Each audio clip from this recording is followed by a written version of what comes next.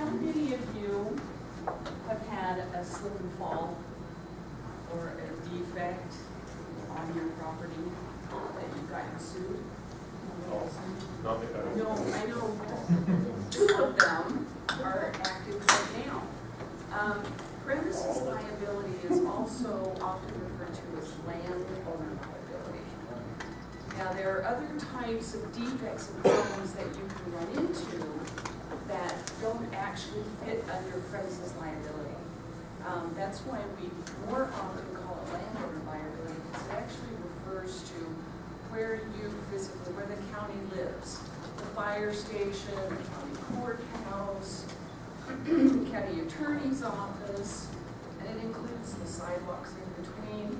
So slip and falls, defects, latent conditions,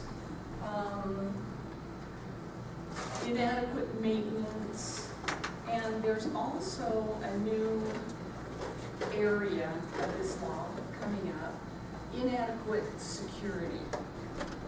It's going to be fun. So let's talk about primarily slip and falls for landowner liability. And I know I keep walking out of Herbie's camera range, but it's hard for me to do that. I did some photographs, and many of you will recognize some of that, and feel free to ask questions. But landowner liability or premises liability is actually a legal concept that's been created by the courts.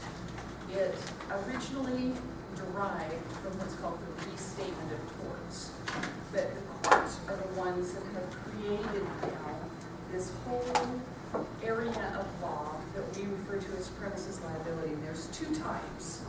There's a temporary hazardous condition and a permanent hazardous condition.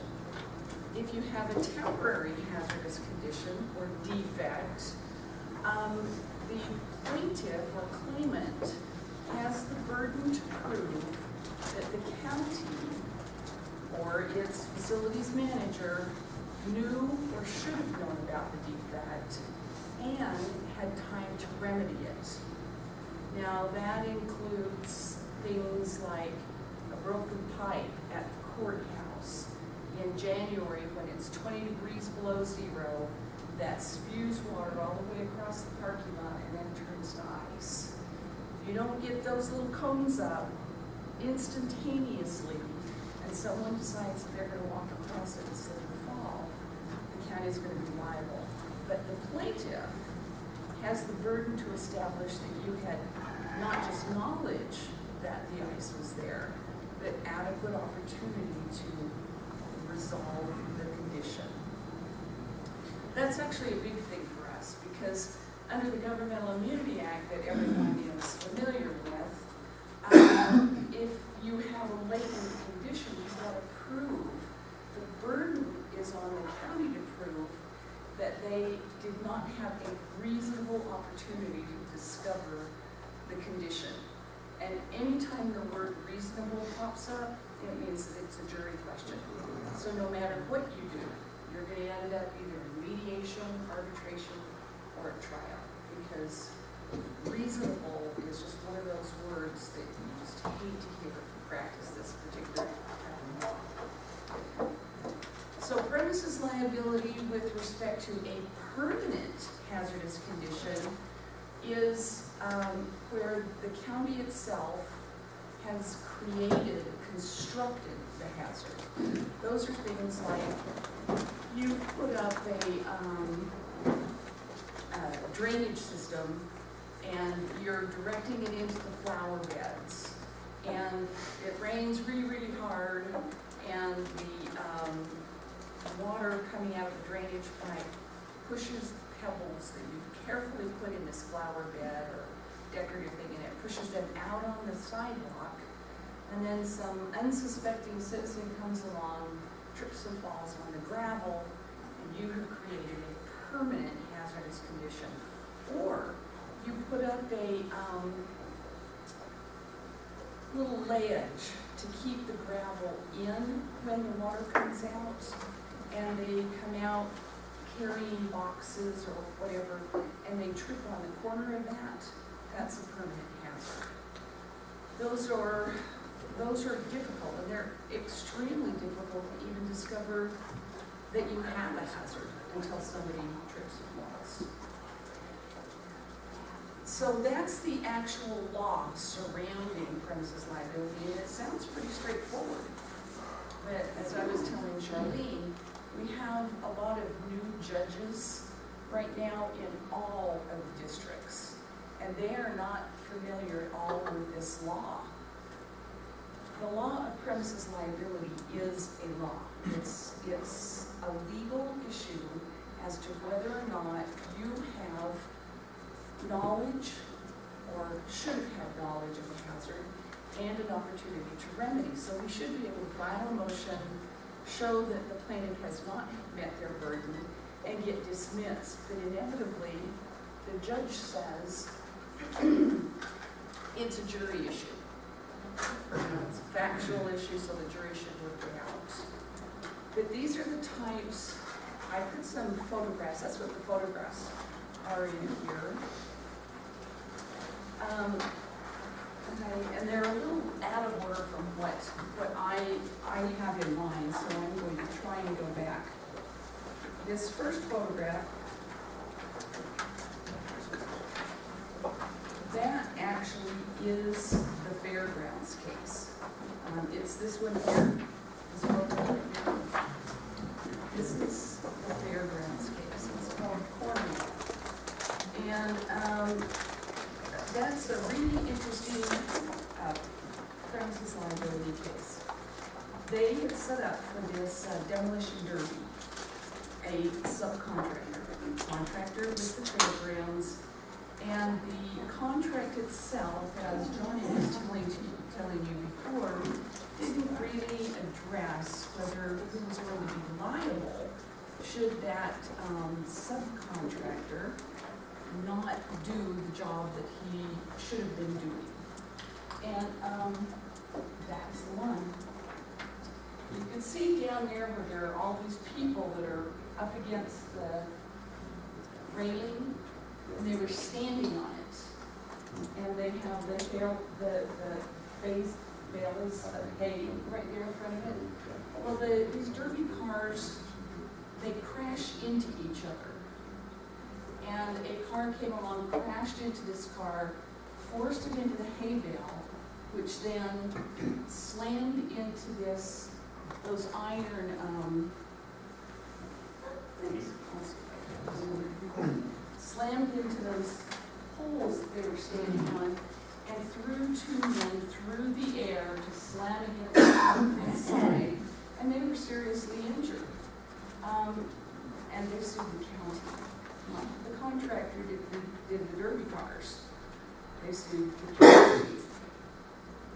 And they said that the problem was that the county had failed to give adequate warning that this area was out of bounds. I mean, they had signs up, and they had a rope across it, and they had security guards there, but people had snuck through and gotten down there, and they said that was not sufficient to give them notice. So you can see how difficult it can be to comply with all the mandates.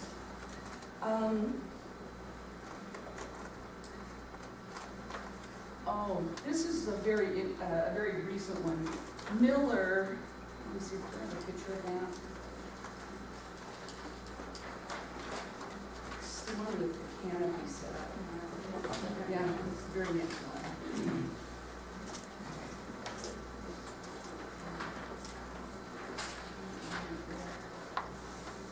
Yeah. This is a fair where they hired BMX bike riders, and they had actually set up out in the parking lot because of the graded surface, or the asphalt surface, because that was best for the bikes. And you can see that there's, well, you can't see. Back here is their little arena, back here in this corner. And they had jumps and all that type of thing, and they were actually set up to work out of this large trailer. but it got hot, and their presenters, the young people on the bikes, decided that they needed some shade, so they put up this canopy. And as you can see, it's not secured to anything. The other presenters back in the background, their canopies were held down by big water and sand barrels. The EMT truck, they had secured their canopy with ropes and restraints to the fire truck. This canopy was just sitting loose. And all of a sudden they had a big burst of wind, and it picked up that canopy and threw it across the parking lot.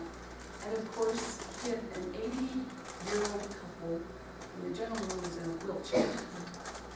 And the county got sued. Now, in this particular instance,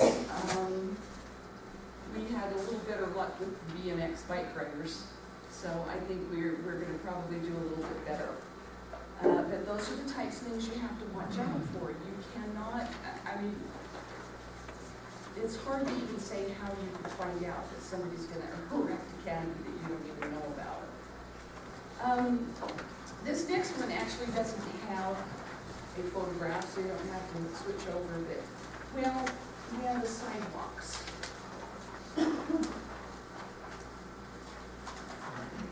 Everybody knows how difficult it is to maintain your sidewalks. Trees push up the slabs, and you are responsible for that elevation, especially if it's on your landowner property, not the sidewalks. You know, it's an entirely different issue if it's the sidewalks out in the city that the public's on, but if it's the sidewalks at the courthouse or at the fire station or county attorney's office, these are the ones that are going to be problematic. I had one case, it was in Tooele, and it was, this woman had gone to see her, I swear that the facts of the case is why we won. Her daughter had been arrested for drunk driving, and she was being out of jail. And it was snowing like crazy. Dan Pope was the weather expert that testified, and he said that he knew what the weather was better at the courthouse, at the airport than the gentleman that was measuring the snowfall right there at Tooele. And I thought, oh, thank you. You're not going to like you at all. So it's snowing, and Mom came to see her daughter that was in the jail, and she got into the jail just fine, but while she's in there, it's snowing really hard, and she comes back out and walks across this, it's not really a sidewalk, but that kind of entire patio area between the sheriff's station and the jail, and she walks across that, slips and falls, and it's like 2 or 3 o'clock in the morning. And I can't even remember what she did. She somehow severed the tendon, her Achilles tendon, and then she ended up having a permanent foot drop. And we took that case to trial, and as it turned out, they didn't like Dan Pope, saying that he was smarter than her and than the man. And they decided there's also another issue in premises liability, that if your hazard, you can see and avoid that hazard, that you haven't been prevented from taking another way into the building, then you're expected to do that. So in her situation, there was an area where it was clear. She didn't have to walk through the snow. She chose to walk through the snow. So if it's open and obvious, and the county has created at least a space where you can walk, you're expected to walk there. But that's contributory negligence, and that gets into a whole different thing. But there are some saving graces in this. It's, we do win a lot, but it's dangerous. So there's some photographs in here of the sidewalks that have gotten us into trouble. And you can see this first one. I can't even imagine that somebody even found that to trip on. But that little eroded edge caught this lady's toe and she went down hard. The very next one is that raised edge.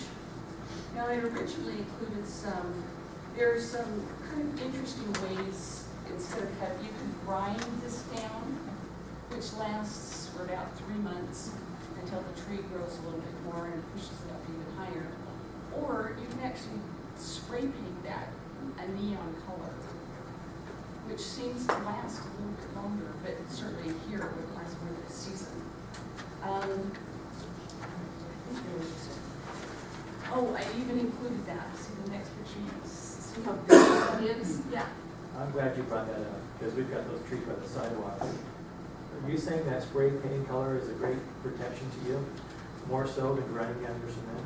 Well, grinding is an option, and the other option is to do this, is that neon color, especially out in the community. Grinding is going to be better on your own premises. That, there's a little bit more, and I can't say more liability, you're not more liable, but there's an expectation that you're going to see your own property, where there's a less expectation that you're going to see the sidewalk with the same defect down on Main Street. Unfortunately, the counties and the cities are responsible for this type of a defect, even out in the community. What's the height requirement for that? I've heard it's like a half inch, quarter inch. Well, the case, we did a case a few years ago in Davis County, and the differential on that case was 1/4 of an inch. And we didn't go to trial, and we ended up winning that on summary judgment, but because she failed to file a proper notice of claim. So it's hard to say what level they're going to find a defect. Part of it was because not only was there a height differential, but it was also cracked and broken, and there was some debris. I'm pretty sure the ADA book spells out that it's 1/4 of an inch and no higher.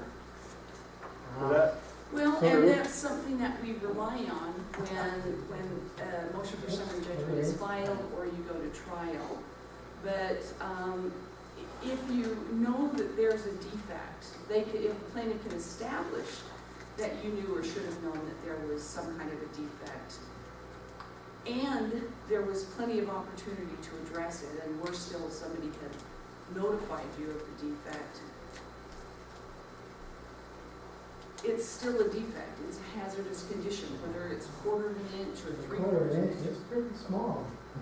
I think we're gonna end up spray painting all of our cracks. Well, but now, the 1/4 of an inch in that case wasn't like these photographs where the slabs were perfect and just raised 1/4 of an inch. It was also kind of eroded and broken up, but the height differential was that small. We didn't get to present that to a jury either to find out if they thought that was a hazardous defect, because we wanted on the notice of claim issue.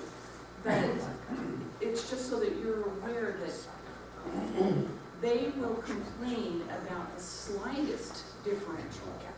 So in our county, we've got the ADA come out. They suggested all kinds of remedies. We paid $50,000 for remedies out of the county. And it turned out the first time that they tried to use the grant area that they used, we had 2 lawsuits on the return for stepping off a step.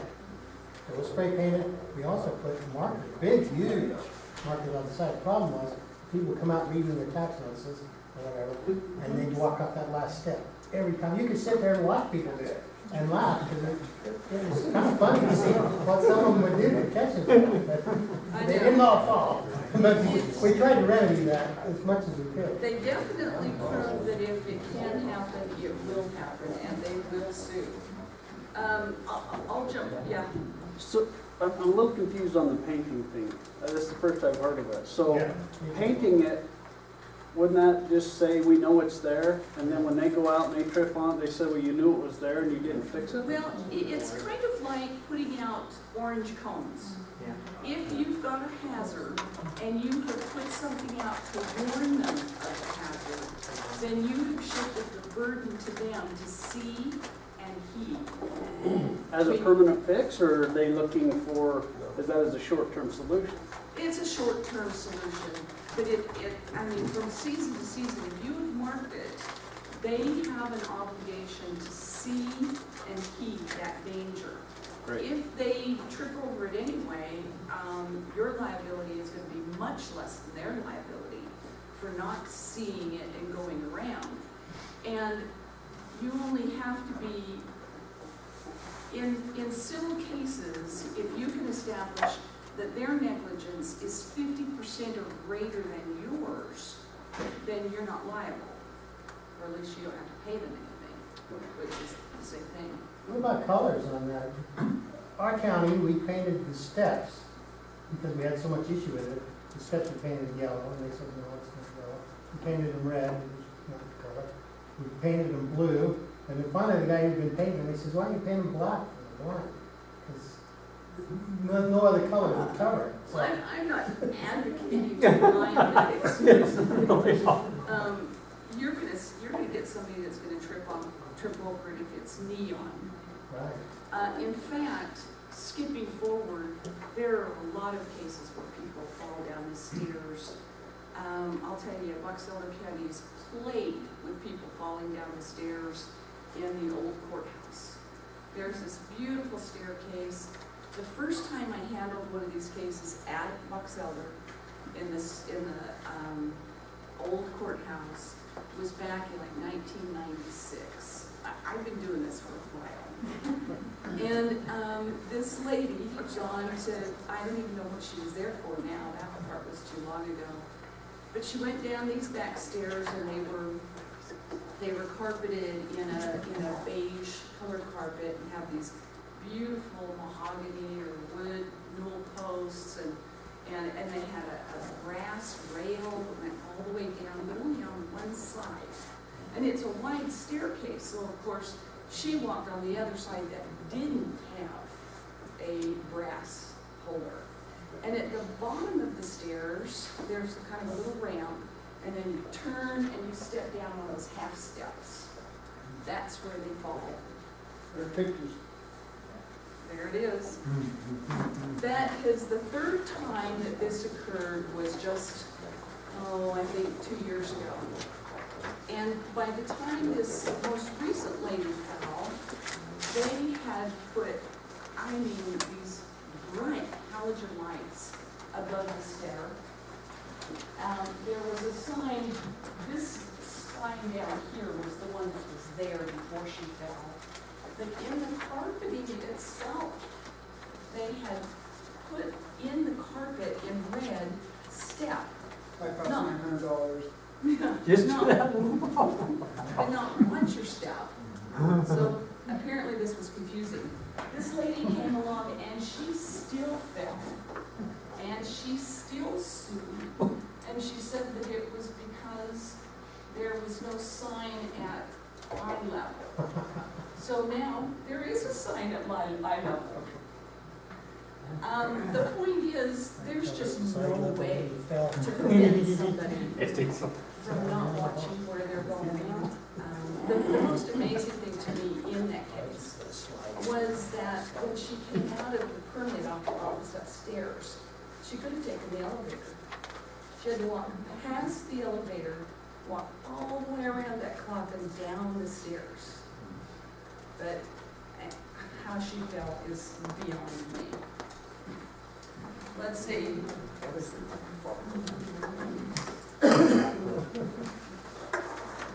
So we talked about sidewalks.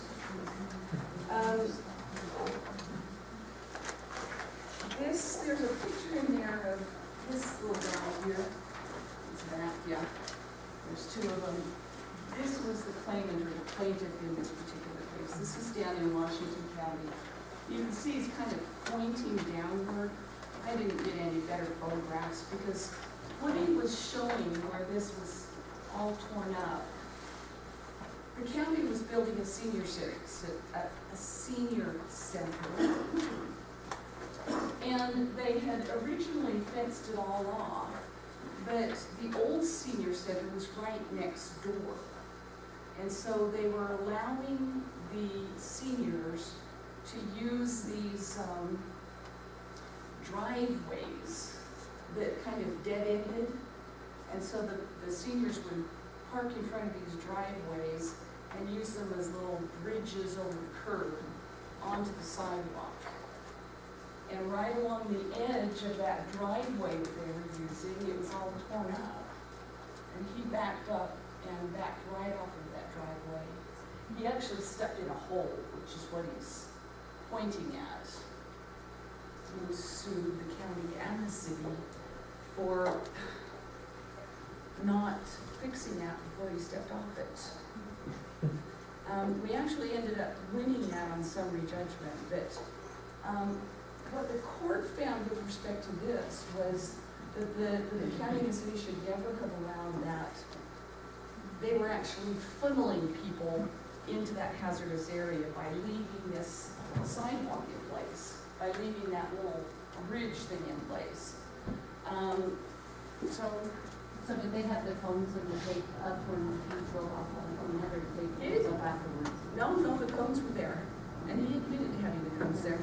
And in this particular case, the judge actually said that the plaintiff was not able to show at what point in time the governmental entity had any notice that there was a hazard, and certainly not enough notice in order to fix it. And we actually won based on the law.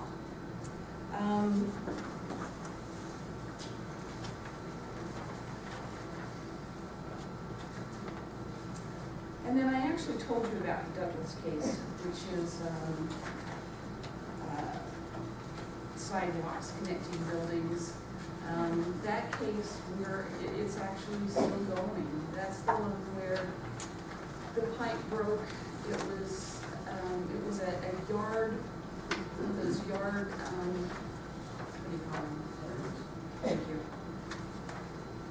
It was connected under about 5 feet underground, and it broke, it cracked. And the water quality kind of bubbled up from the ground during the night and ran across the parking lot and froze. So when people started coming to work the next morning, they could see that there was ice there. And the facilities manager got out and put some, what do you call it? Those little orange disc things, and started cones, and started putting down ice melt. And this lady from across the street, who says that she could not see the ice, she walked over from a private clinic to get some postage. As she walked in on the south end of the building, and I don't know how many of you have ever been to Daggett County, but there was no ice down there. And it was just a straight shot from the clinic into the courthouse. But she walked out the front door, and her theory is that they should have prevented her from walking out the front door and walking across this ice, where she slipped and fell, and she actually broke one of the facets on her spine. So it's a pretty big case. So, I mean, you have to watch everything you do. Let's see. Oh, here's one of my favorites. This was in Wasatch County. This is bleachers. No, I don't have a picture of the bleachers.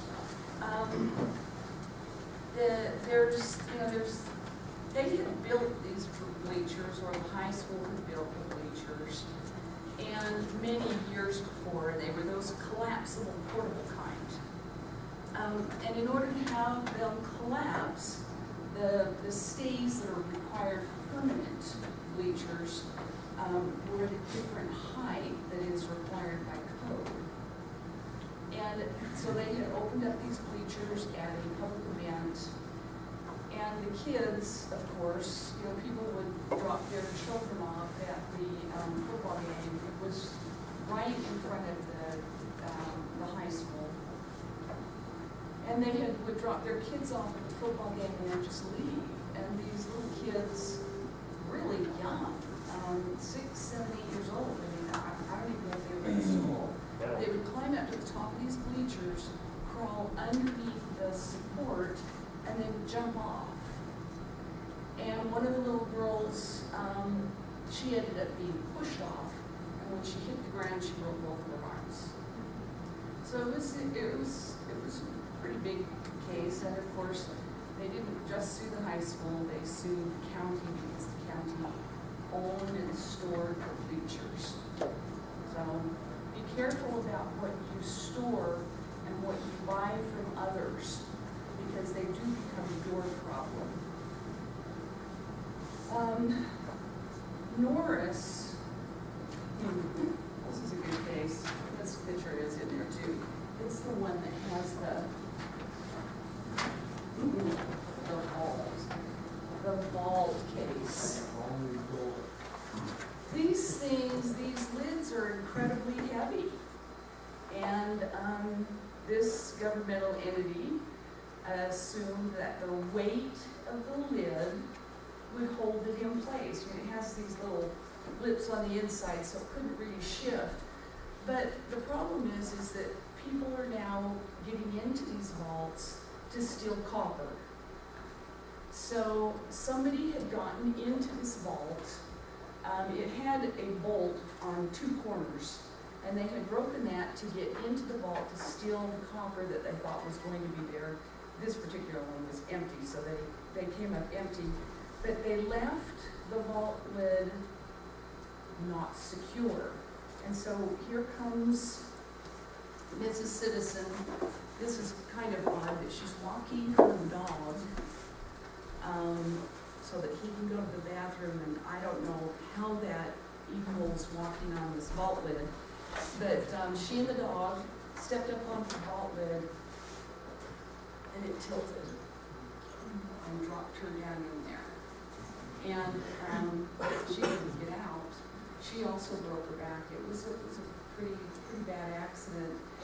And we ended up mediating that case because in summary judgment, the judge actually issued an opinion that the governmental entity in this case did not comply with the law that requires those things to be secured. So it's always fun when we get those kind of judgments.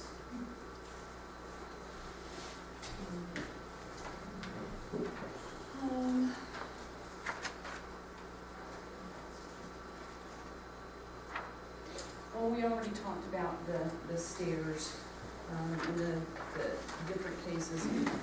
The one thing about those stairs in Box Elder County is nobody actually ever continues on with the case. I mean, they just kind of quit. So somehow it's being blessed. We have a green attorney. This is true. Most of these cases on premises liability has been established because of the number of lawsuits against grocery stores for slipping and falling on debris that other shoppers have dropped on the floor. Not just the meals, but you know, when grocery stores set up and they give away free ice cream or any free substance, some patron or child is going to drop that ice cream cone down an aisle, and then another patron is going to come along and slip and fall on it. So that's how most of this premises liability law has come about. We are still, as you can see from the JEX versus JRA, that was a grocery store. A person slipped and fell on a puddle, and they called the plaintiff always tries to call it a permanent condition. The argument is that you created the situation that resulted in this defect, and therefore it's permanent.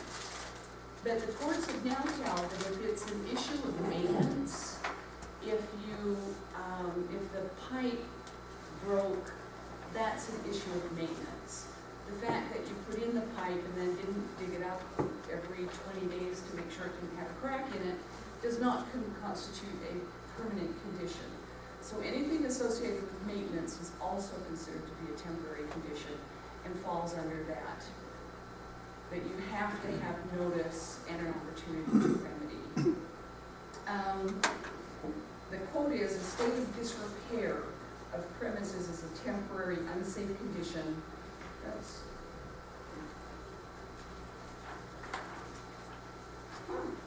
just ended.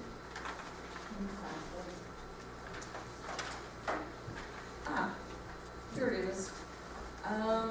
The defendant did not create it and is responsible for it only in the context of maintenance. And so there are some other cases that also confirm that. Does anybody have any more questions? That didn't take very long. I got a question for you. Yes. And it's somewhat related to that tin incident. I work for the county fair in Davis County.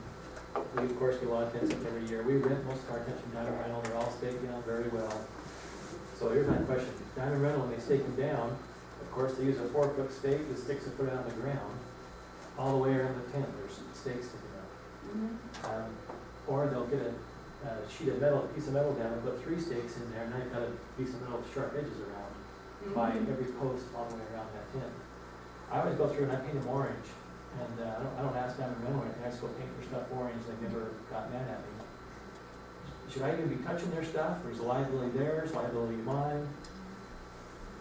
I think that when you have somebody that is a subcontractor or someone that you are paying to bring their act in, your liability is going to eventually fall on the county. So yes, I think that you should go around and inspect that they are complying. I also think you should include it in their contract. And I know that usually the facility managers don't get an option in what goes in the contract. But, you know, the year before the fair, you might have an opportunity to put your input in. And if responsibility for making sure that their canopy or whatever it is that they're using has been secured, if it's in there, then they become liable. It's unlikely that will stop you from being sued. Does the orange paint help? You're the deep pocket. You're always going to get named. But it makes it a lot easier for you to get you back out of it. Well, you know, of course they're doing that because we've lost those big tents up there at the fair years ago. We had a microburst come by. So now they really stake them down really good. And, but yet, you know, then you got the stakes out there. Yeah. So when I go by and paint them orange, is that helping me just like if I paint the sidewalk hazard orange? Yeah, you could paint them orange. How you go about doing these things, obviously I'm not qualified to comment about that. But anytime you, especially, you know, I'd have a fistful of neon paint cans. If you have created a situation where there's no way they could not see that, then you shift some of your burden onto them to observe. And everyone, every person that enters your property has a duty to see and heed the danger.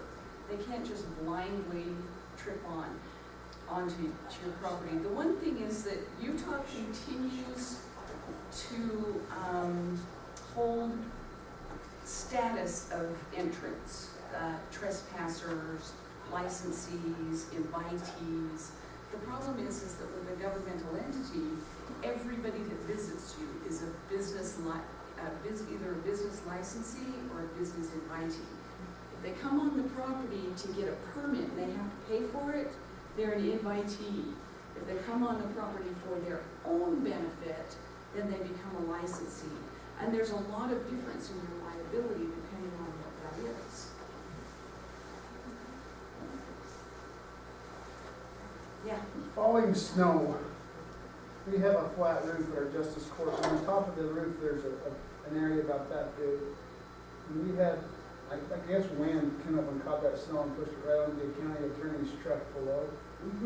Froze, and so now we have a claim. It's kind of an interesting situation that I have to try to defend with my attorney against my attorney. But Job security. But there's really, Or not. really no way we would have known that That's was taken going care of, he's got problems. Well, if that had caused a physical injury, that would have been your defense, is that there is no way you had to have had notice. That would be so fact intense though, whether or not you should have known.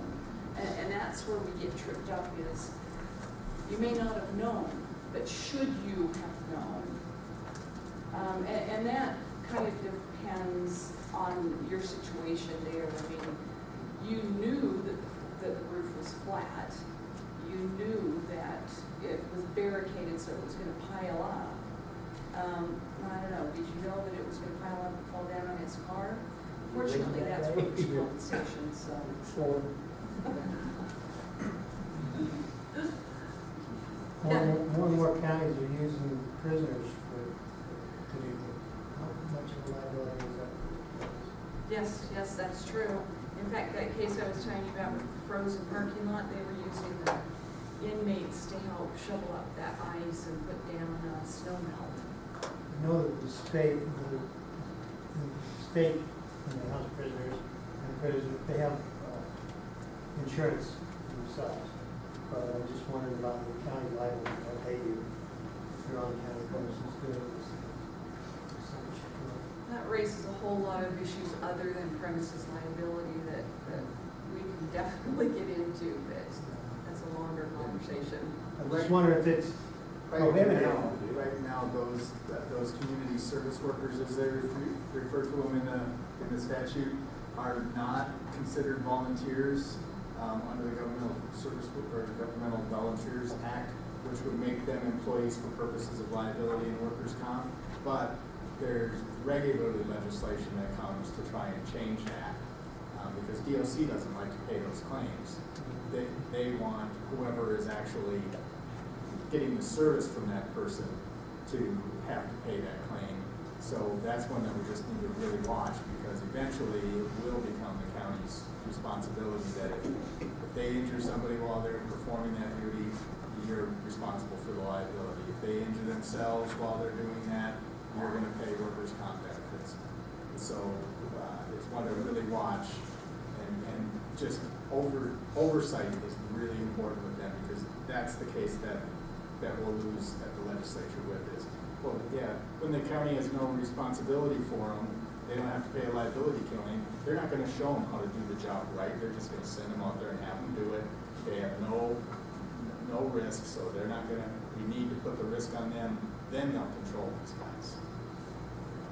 Now, there are some cases where, for example, not that particular situation, but where an inmate or a prisoner has been put on furlough or sent on a, 2-day holiday for the weekend, or they can go to grandma's funeral, and they've injured somebody, and the county or state or whoever, the governmental entity, is sued for the injury, and the courts have said that you have to know that they had the propensity to commit that particular act before they were released in order for the county or the governmental entity to be liable. So there is that protection. And if you tell the inmates what they're there for, whatever the situation may be, if